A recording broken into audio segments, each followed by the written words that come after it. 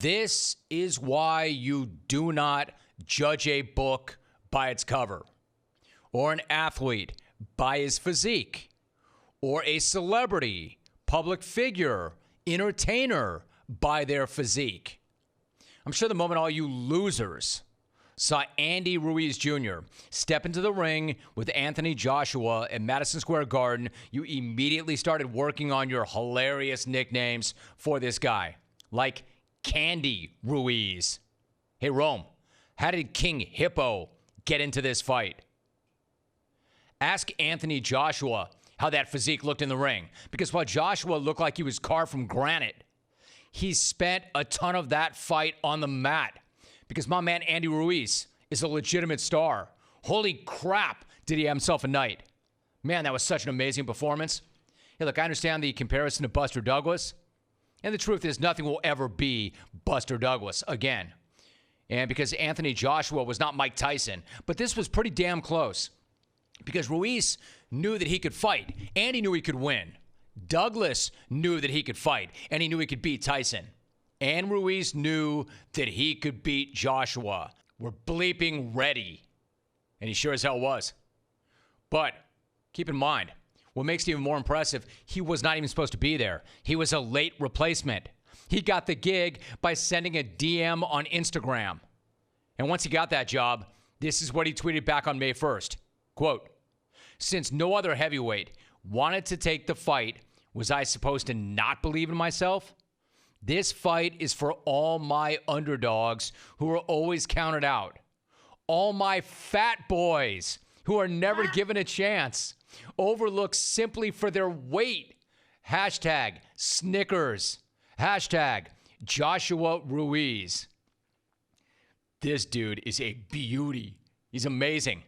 Why the hashtag Snickers? Why not?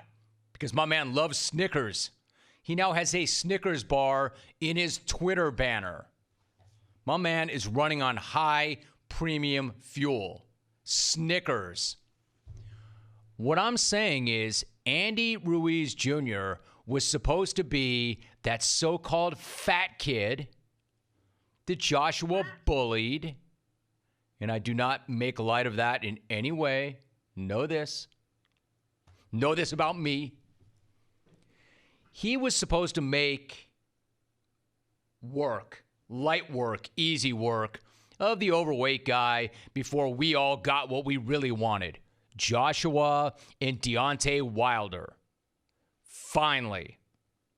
How little did Joshua think of Ruiz? Joshua let Ruiz hold the belts at the pre-fight press conference. So Saturday night at Madison Square Garden was Joshua's American debut. We'd all been waiting on that too.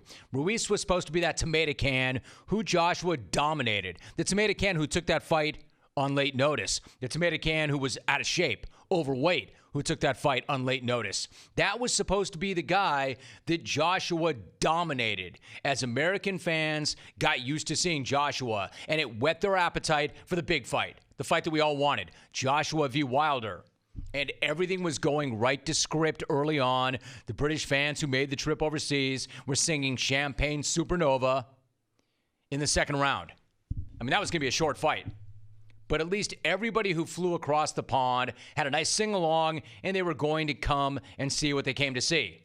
Because Joshua knocked him down in the third. And at that point, it looked like that fight was over. You know how that goes from there, right? He catches him. The out-of-shape opponent gets to his feet.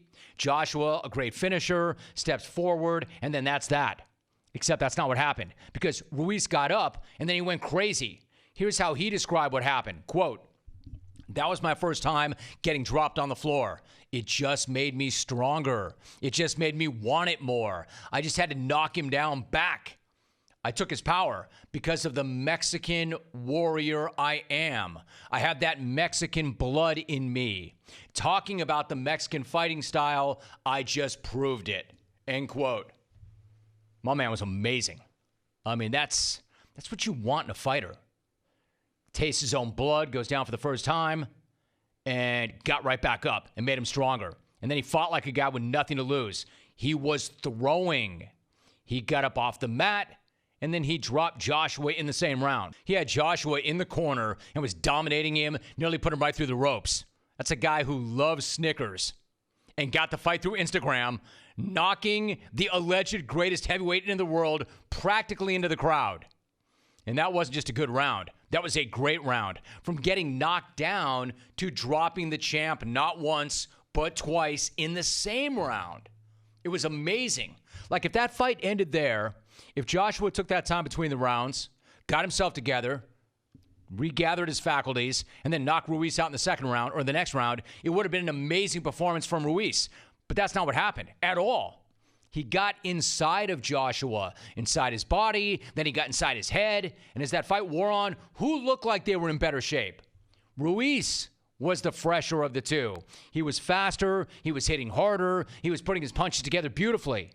And you could see why this guy was so well thought of coming up. I mean, sure, there were questions about his conditioning, but nobody ever questioned whether or not this guy could fight.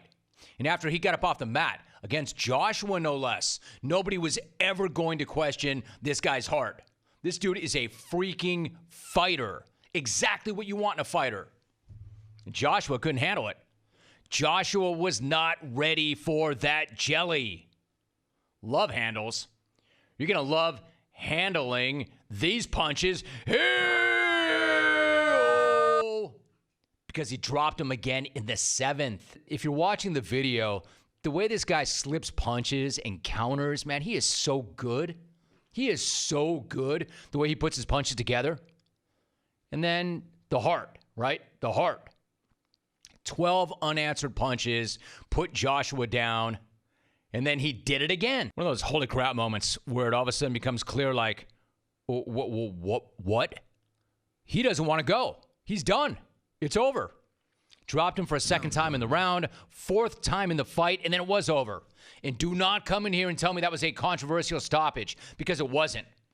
Joshua was done. He seemed completely out of it. He was the one looking for his mouthpiece, not Ruiz. And not really looking for it at all, by the way. He wanted nothing more to do with Ruiz at that point. Andy Ruiz Jr. wanted that fight. Joshua, at that point, wanted no part of that fight. In fact, from the moment he got knocked down in the 3rd, from the moment he knocked Ruiz down in the 3rd, he wanted to be anywhere but inside that ring because Ruiz rained hell down on him. Yeah, and that might have been because of that punch that I mentioned where he caught him behind the ear. His equilibrium might have been jacked for the rest of the night. But that's boxing. That's how that goes. The better fighter won that night. The better fighter won the night. And don't make this about Joshua's chin, although it is suspect. Make this about the Snickers-pounding, face-pounding champ, the dude with the belts. That dude is now the heavyweight champion of the world. And I want to be very clear about this. That was not a lucky punch. There is no such thing as a lucky punch. If you land a punch, you get credit for it, regardless. There is no such thing as a lucky punch. You land it, it does damage, you get credit. But that's not even what this was about. From the moment he was knocked down, he pretty much dominated the alleged best heavyweight in the world. So, you want to call him flabby? You better not. You want to call him fat? You better not. Just call him champ, man. Call this guy champ. No, he's not going to win any swimsuit competition. But he did just win 4 heavyweight belts. That literally was one of the most badass performances I've ever seen. Ever. And yes, he heard what you were saying. He heard all of it. And he used it as fuel. He made history in so many different ways Saturday night. He didn't just hand a massive loss to Joshua. He handed a massive loss to the entire sport of boxing. Because the guy who was supposed to be a big fat tomato can rose up in the biggest way possible. He was supposed to be a speed bump. And now he's the champ. And while there's part of me that hates that we lost that Joshua Wilder super fight, because even if we get that, it'll never be what it should have been. I still love the fact that if we're going to lose that fight, it was Ruiz who wrecked it. He was the guy who ripped it. Man, that was so much heart, so much fire, so much passion, man, so much will, so much toughness. I love that performance so much that I don't care that it hurt boxing. And I say that as somebody who loves boxing. Yes, we just lost out on the kind of heavyweight title fight that you dream about, but we just saw the kind of heavyweight title fight that only happens in movies. That's why there's that phrase, a puncher's chance. Because Ruiz had that chance, and he took it and ran with it and delivered. And again, that was way more than one lucky punch. No such thing as a lucky punch, and that's not what that was.